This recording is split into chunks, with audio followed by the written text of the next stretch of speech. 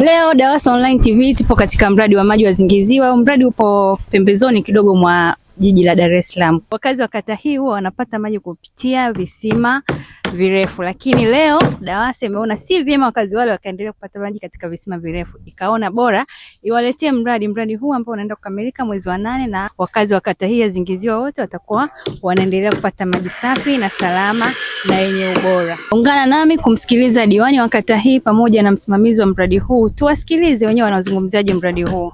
Tupo hapa katika mradi huu wa maji salama na safi wa Dawasa, ambapo umetumia takribani bilioni 2.3, na mradi huu sasa hivi ulivyo upo katika 90% na kitu kuelekea mwishoni. Kama hivi mnavyoona nyuma yangu, kazi imeshafanyika kwa ukubwa zaidi. Mradi huu umeanzia Somelo, ulikuja Anzasa, umekuja Zogowali, then ukaja Rubakaya, ukaingia Gobedi, ukafika na Zingiziwa. Ni mradi ambao utaenda kujumuisha watu wote katika kata Zingiziwa kupata maji salama.